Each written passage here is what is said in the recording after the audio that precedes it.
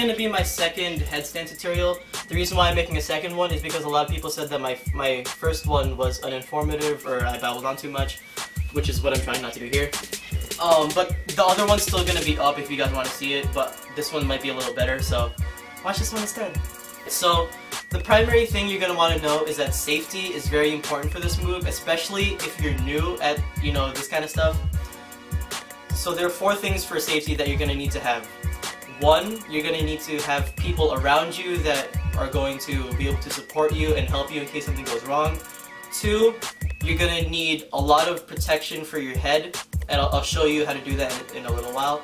3, you're going to need a safe practice environment, you're going to need a lot of space, and you know, stuff like that. And 4, you're going to need to know how to fall out of a headstand, and I'll show you that during the course of this video. Alright, so for a lot of protection for your head, a lot of things that people do is they wear beanies. That's always a good idea, but if you can find more protection, that's even better. Like, if you can do this on grass, that's good. If you can find a pillow to do it on, that's good. This offers a lot of protection for your head and it doesn't hurt at all. Or if you want to test yourself, you can use a blanket. And the reason why you test yourself with this is because you can start out with a lot of layers and then you can gradually take away a layer as you feel you're getting better.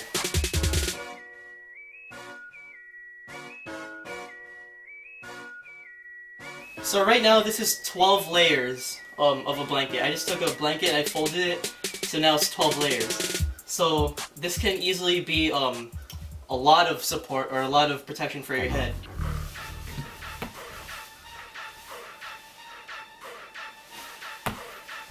And then progressively, as you feel you're getting better, you can take a layer off, and you can just keep taking layers off until you feel you're getting better and better and better until it's completely open. There's only 1 layer left. Or until you're only on your hat. Or until you need no protection at all. What I'm warning you right now, only move on if you're absolutely sure that you've mastered a previous layer. Because I don't want you to be like, I don't want you to hurt yourself because you're getting a little too cocky, alright? Alright, now, as for safety, there's one more thing you need to know. You're gonna need to know how to fall out of a headstand. So for example, let's say I'm in a headstand and I'm about to fall that way, okay? Just follow your instinct. If I'm falling, catch. If I'm falling to the left, catch. And if I'm falling back, if I'm falling this way, it shouldn't be that hard to catch yourself. Alright, but what you're gonna need to train yourself to do is how to roll. And the reason for that is because that's what you're going to need to do if you fall out of the headstand backwards.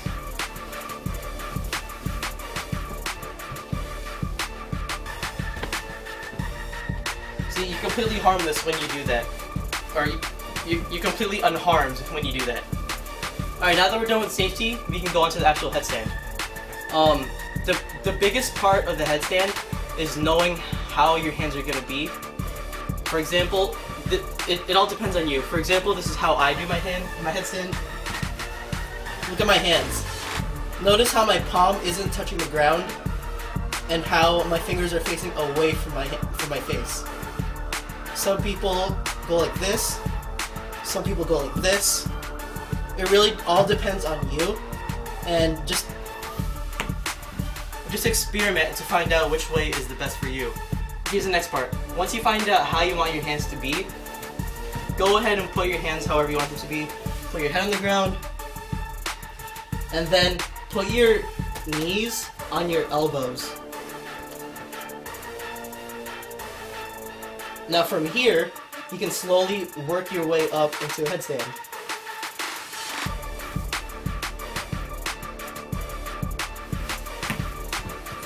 And there you go.